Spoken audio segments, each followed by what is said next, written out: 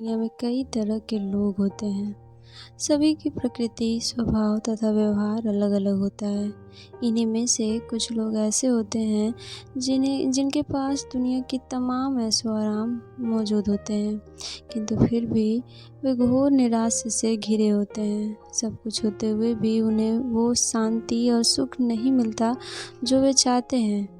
वहीं कुछ लोग ऐसे होते हैं जिनके पास उनकी दरिद्रता के अलावा अन्य कोई वस्तु मौजूद नहीं होती, जिनके 2 वक्त के भोजन का भी ठिकाना नहीं होता, लेकिन फिर भी उनके मुख पर वह शांति और संतोष सदैव बनी रहती है जो 56 भोग खाने वालों के पास भी नहीं होती। नमस्कार दोस्तों, मेरा नाम है सोनी और आपका स्वागत है मेरे चैनल हिंदी लिटरेचर में। आज की हमारी कहानी मुंशी प्रेमचंद द्वारा रचित कुछ ऐसे ही स्वभाव से जुड़े लोगों की कहानी है जो हमें कई बार असमंजस में डाल देती है। इस कहानी का नाम है कफन। तो आइए शुरू करते हैं। माधव दोनों एक बुझे हुए अलाव के सामने चुपचाप बैठे हुए थे। अंदर माधव की बहू बुधिया प्रसव वेदना से करा रही थी। रह रह कर उसके मुख से ऐसी दिल हिला देने वाली चीख निकलती थी कि दोनों कलेजा थाम लेते थे। जाड़ों की रात थी। प्रकृति सन्नाटे में डूबी हुई, सारा गांव अंधकार में लय हो गया था। दीजू ने कहा, मालूम होता है बचेगी नहीं, सारा दिन दौड़ते ही गया, जा देख तो आ। माधव चिढ़कर बोला, मरना ही है तो जल्दी मर क्यों नहीं जाती? देखकर क्या करूं? तो बड़ा बेदर्द है बे। साल भर जिसके साथ सुख चैन से रहा, उसी के साथ इतनी बेवफाई। तो मुझसे तो उसका तड़पना और हाथ पांव पटकना नहीं देखा जाता। माधव ने 2 टूक कहा। चमारों का कुनबा था और सारे गांव में बदनाम। दीसू एक दिन काम करता तो 3 दिन आराम करता। माधव इतना कामचोर था कि आध घंटे काम करता तो घंटे भर चिलम पीता, इसलिए उन्हें कहीं मजदूरी नहीं मिलती थी। घर में मुट्ठी भर अनाज भी मौजूद हो तो उनके लिए काम करने की कसम थी। जब 2-4 फाके हो जाते तो घीसू पेड़ से लकड़ियाँ तोड़ लाता और माधव बाजार में बेच आता, और जब वह पैसे रहते तो दोनों इधर उधर मारे फिरते। गांव में काम की कमी न थी। किसानों का गांव था, मेहनती आदमी के लिए 50 काम थे, मगर इन दोनों को उसी वक्त बुलाते जब 2 आदमियों से एक का काम पाकर ही संतोष कर लेने के सिवा और कोई चारा न होता। अगर दोनों साधु होते तो उन्हें संतोष और धैर्य के लिए संयम और नियम की बिल्कुल ज़रूरत न थी। यह तो उनकी प्रकृति थी। विचित्र जीवन था इनका। घर में मिट्टी के 2-4 बर्तन के सिवा संपत्ति नहीं। फटे चिथड़ों से अपनी नग्नता को ढांके जी रहे थे, संसार की चिंताओं से मुक्त। कर्ज से लदे हुए, गालियाँ भी खाते हैं, मार भी खाते हैं, मगर कोई गम नहीं। दिन इतने की वसूली की बिल्कुल आशा न रहने पर भी लोग इन्हें कुछ न कुछ कर्ज दे देते थे। मटर आलू की फसल में दूसरे के खेतों से मटर या आलू उखाड़ लाते और भून भुना कर खा लेते, या 10-5 ऊख उखाड़ लाते और रात को चूसते। घीसू ने इसी प्रकार से 60 साल की उम्र काट दी और मानो भी सपूत बेटे की तरह बाप के ही पद चिन्हों पर चल रहा था, बल्कि उसका नाम और भी उजागर कर रहा था। इस वक्त भी दोनों अलाव के सामने बैठकर आलू भून रहे थे, जो कि किसी के खेत से उखाड़ लाए थे। दीसू की स्त्री का तो बहुत दिन हुए देहांत हो गया था। माधव का ब्याह पिछले साल हुआ था। जब से यह औरत आई थी, उसने इस खानदान में व्यवस्था की नींव डाली और इन दोनों बेगैरतों का दुखज भरती थी। जब से वह आई, ये दोनों और भी आराम तलब हो गए, बल्कि कुछ अकड़ने भी लगे थे। कोई कार्य करने को बुलाता तो दुगनी मजदूरी मांगते। वही औरत आज प्रसव वेदना से मर रही थी और ये दोनों शायद इसी इंतजार में थे कि वह मर जाए तो आराम से सोएं। दीसू ने बोला, आलू छिलते हुए कहा, जाकर देखो तो क्या दशा है उसकी। चुड़ैल का फसाद होगा और क्या। यहाँ तो ओझा भी 1 रुपया मांगता है। माधव को भय हो गया था कि कोठरी में गया तो दीसू आलू का एक बड़ा भाग साफ कर देगा। बोला, मुझे वहाँ जाते डर लगता है। डर किस बात का है? मैं तो यहाँ हूँ ही। तो तुम ही जाकर देखो ना। मेरी औरत जब मरी थी तो मैं 3 दिन तक उसके पास से हिला तक नहीं। और फिर बहू मुझसे लजाएगी कि नहीं? जिसका मुंह कभी नहीं देखा आज उसका उभड़ा हुआ बदन देखूं। उसे तन की सुध भी तो न होगी। मुझे देख लेगी तो खुलकर हाथ पांव भी न पटक सकेगी। देसू ने कहा, मैं सोचता हूँ कोई बाल बच्चा हुआ तो क्या होगा? सोठ गुड़ तेल कुछ भी तो नहीं है घर में। सब कुछ आ जाएगा, भगवान दे तो। जो लोग अभी एक पैसा नहीं दे रहे हैं वे कल बुला कर देंगे। मेरे 9 लड़के हुए, घर में कभी कुछ कमी न था, मगर घर में कुछ भी न था, मगर भगवान ने किसी न किसी तरह बेड़ा पार लगा ही दिया। जिस समाज में रात दिन मेहनत करने वाले लोगों की हालत उनकी हालत से कुछ अच्छी न थी, और किसानों के मुकाबले में वे लोग जो किसानों की दुर्बलताओं से लाभ उठाना जानते थे वे कहीं ज़्यादा संपन्न थे। वहाँ इस तरह की मनोवृत्ति का पैदा हो जाना कोई अचरज की बात न थी। हम तो कहेंगे धीसू किसानों से कहीं ज़्यादा विचारवान था और किसानों के विचार शून्य समूह में शामिल होने के बदले बैठकबाजों की कुत्सित मंडली में जा मिलता था। हाँ, उसमें यह शक्ति न थी कि बैठकबाजों के नियम और नीति का पालन करता। इसलिए जहाँ उसकी मंडली के लोग गांव के सरगना और मुखिया बने हुए थे, उस पर सारा गांव उंगली उठाता था। फिर भी उसे यह तस्कीन हो रही थी कि अगर वह फटेहाल है तो कम से कम उसे किसानों की सी जान तोड़ मेहनत तो नहीं करनी पड़ती, और उसकी सरलता और निरीहता से दूसरे लोग जो बेजा फायदा हो तो नहीं उठाते। दोनों आलू निकाल निकाल कर खाने लगे। कल से कुछ नहीं खाया था। इतना सब्र न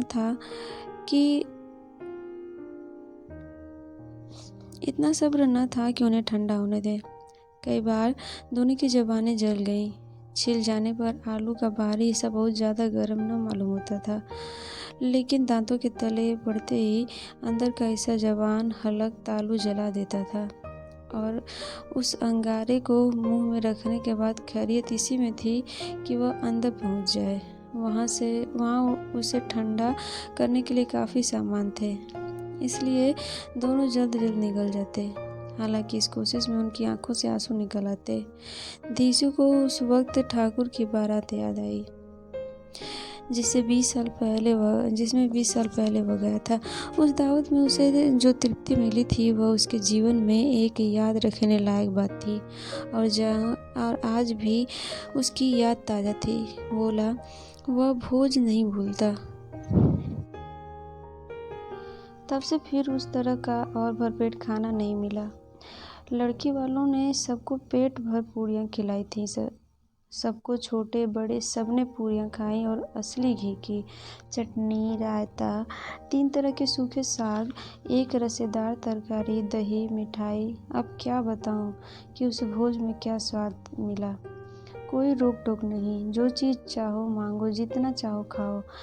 लोगों ने ऐसा खाया कि किसी ने पानी तक न पिया, मगर परोसने वाले थे कि पत्तल में गरम गरम गोल गोल सुवासित कचौड़ियाँ डाल देते थे।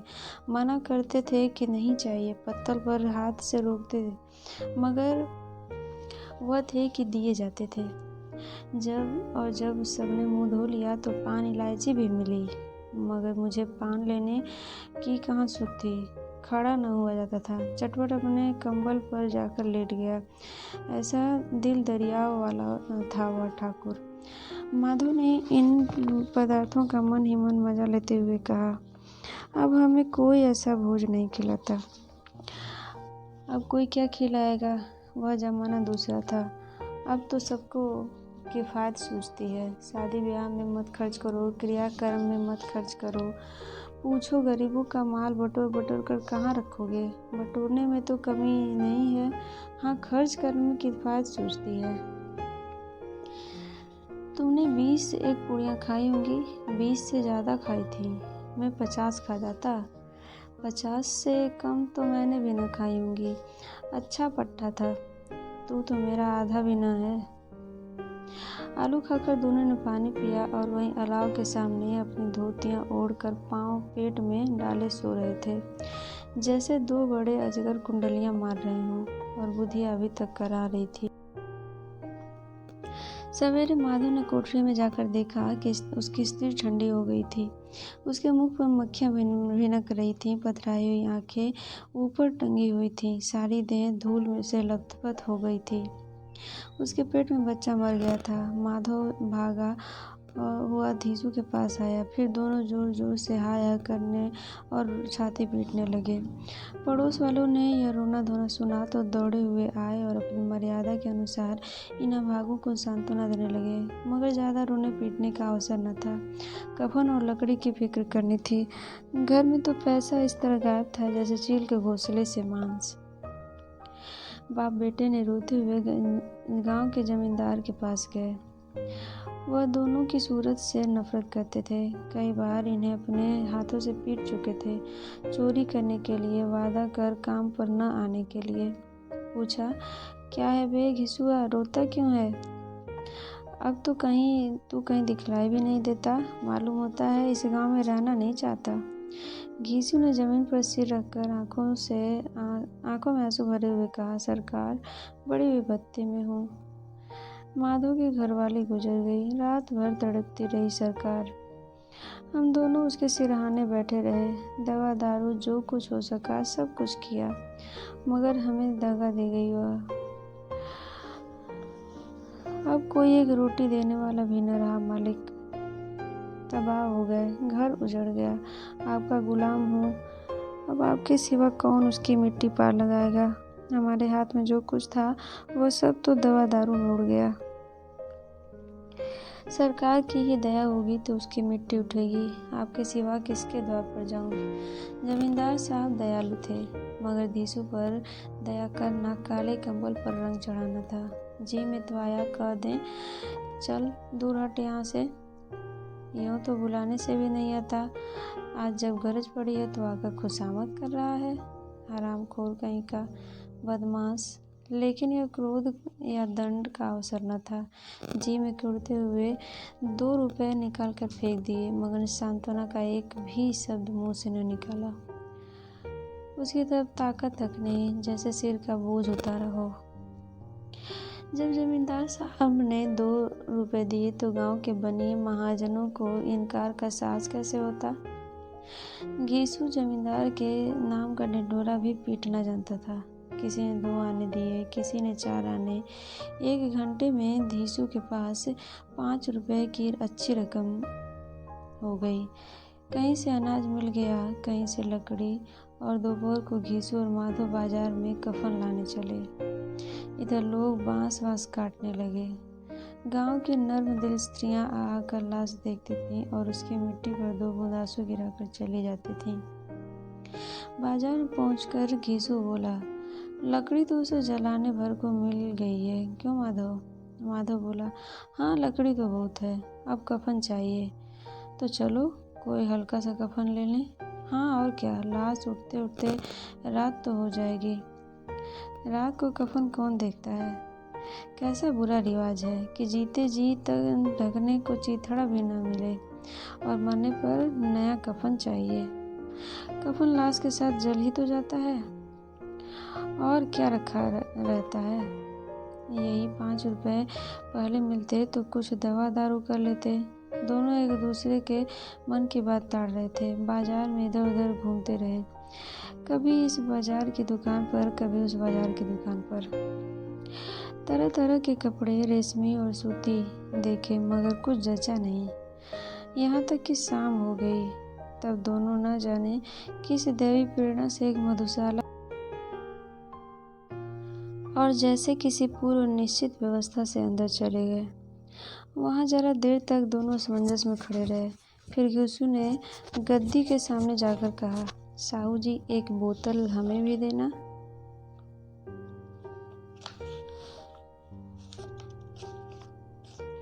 उसके बाद कुछ चिखौना आया, तली हुई मछली आई और दोनों बरामदे में बैठकर शांतिपूर्वक पीने लगे।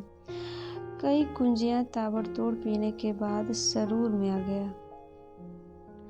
धीसू बोला, कफन लाने से क्या मिलता है? आखिर जल ही तो जाता है, कुछ बहू के साथ तो न जाता। मगर माधव आसमान की तरफ देखकर बोला, मानो देवता को अपनी निष्पापता का साक्षी बना रहा हो। दुनिया का दस्तूर है, नहीं तो लोग बामनों को 1000 रुपए क्यों दे देते हैं? कौन देखता है परलोक में मिलता है या नहीं? बड़े आदमियों के पास धन है, फूके, हमारे पास फूकने को क्या है? लेकिन लोगों को जवाब क्या दोगे? लोग पूछेंगे नहीं कफन कहाँ है? घीसू हंसा, अभी कह देंगे कि रुपए कमर से खिसक गए, बहुत ढूंढा नहीं मिले। लोगों को विश्वास नहीं आएगा, लेकिन फिर वही रुपए देंगे। माधव भी हंसा। इस अनपेक्षित सौभाग्य पर बोला, बड़ी अच्छी थी बेचारी, मरी तो खूब खिला पिलाकर, आधी बोतल से ज़्यादा उड़ गई। घीसू ने 2 सेर पूरियां मंगाई, चटनी, अचार, कलेजियां। शराब खाने के सामने ही दुकान थी। माधव लपक कर 2 पत्तलों में सारा सामान ले आया। पूरा 1.5 रुपया खर्च हो गया, सिर्फ थोड़े से पैसे बचे रहे। दोनों इस वक्त शान से बैठे पूरियां खा रहे थे और जैसे जंगल में कोई शेर अपना शिकार उड़ा रहा हो। न जवाबदेही का खौफ था, न बदनामी की फिक्र। इन सब भावनाओं को उन्होंने बहुत पहले ही जीत लिया था। घीसू दार्शनिक भाव से बोला, हमारी आत्मा प्रसन्न हो रही है तो क्या उसे पुण्य न होगा? माधव ने श्रद्धा से सिर झुकाकर तस्दीक की, जरूर से जरूर होगा। भगवान तुम अंतर्यामी हो, उसे बैकुंठ ले जाना। हम दोनों हृदय से आशीर्वाद दे रहे हैं। आज जो भोजन मिला वह कभी उम्र में नहीं मिला था। एक क्षण के बाद मन में एक शंका जागी। बोला, क्यों दादा, हम लोग भी एक न एक दिन वहां जाएंगे ही? घीसू ने इस सवाल का कुछ उत्तर न दिया। वह परलोक की बातें सोचकर इस आनंद में बाधा न डालना चाहता था। जो वहाँ हम लोगों से पूछे कि तुमने हमें कफन क्यों नहीं दिया, तो क्या कहेंगे? कहेंगे तुम्हारा सिर। पूछेगी तो जरूर, तू कैसे जानता है कि उसे कफन न मिलेगा? तू मुझे ऐसा गधा समझता है? 60 साल क्या दुनिया में घास खोदता रहा हूँ।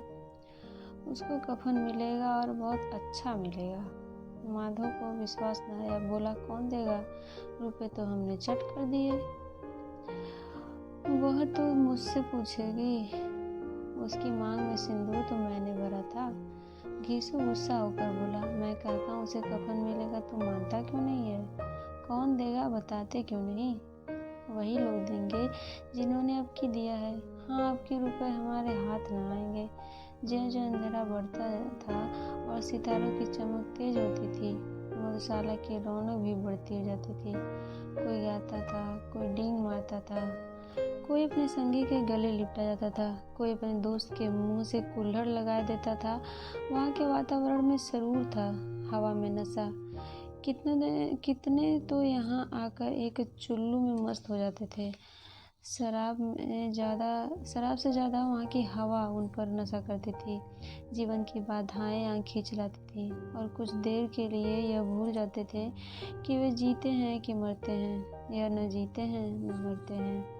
और ये दोनों बाप बेटे अब भी मज़े ले लेकर चुस्कियाँ ले रहे थे।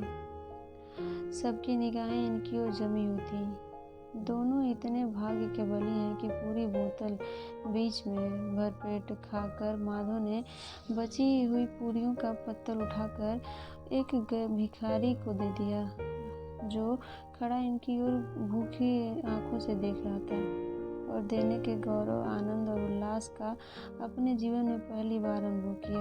घीसू ने कहा, ले जा, खूब खा और आशीर्वाद दे, बीवी की कमाई है। वह तो मर गई, मगर तेरा आशीर्वाद उसे जरूर पहुंचेगा। रोए रोए से आशीर्वाद दे, बड़ी गाढ़ी कमाई के पैसे हैं। माधव ने फिर आसमान की तरफ देखकर कहा, वह बैकुंठ में जाएगी दादा, बैकुंठ की रानी बनेगी। धीसू खड़ा हो गया और जैसे उल्लास की लहरों से तैरता हुआ बोला, हाँ बेटा, वैकुंठ में जाएगी, किसी को सताए नहीं, किसी को दबाए नहीं, मरते मरते हमारी ज़िंदगी की सबसे बड़ी लालसा पूरी कर गई। वह न वैकुंठ में जाएगी तो क्या ये मोटे मोटे लोग जाएंगे जो गरीबों को दोनों हाथों से लूटते हैं और अपने पाप को धोने के लिए गंगा में नहाते हैं और मंदिरों में जल चढ़ाते हैं। श्रद्धालुता का यह रंग तुरंत ही बदल गया। अस्थिरता नशे की खासियत है। दुख और निराशा का दौरा हुआ। माधव बोला, मगर दादा, बेचारी ने जिंदगी में बड़ा दुख भोगा, कितना दुख झेलकर मरी। वह आंखों पर हाथ रखकर रोने लगा, चीखें मार मार कर। गीसू ने समझाया, क्यों रोता है बेटा? खुश हो कि वह माया जाल से मुक्त हो गई, जंजाल से छूट गई। बड़ी भाग्यवान थी जो इतनी जल्दी माया मोह के बंधन से तोड़ दिए। और दोनों खड़े होकर गाने लगे, ठगनी क्यों नैना झमकावे ठगनी। पियकड़ों की आंखें इनकी ओर लगी हुई थी और वे दोनों अपने दिल में मस्त गाए जाते थे। फिर दोनों नाचने लगे, उछले भी, कूदे भी, गिरे भी, मटके भी, भाव भी बनाए, अभिनय भी किए और आखिर नशे से मदमस्त वहीं होकर वहीं गिर पड़े। दोस्तों, अगर आपको ये कहानी पसंद आई हो तो प्लीज़ मेरे चैनल को लाइक, शेयर और सब्सक्राइब करें। धन्यवाद।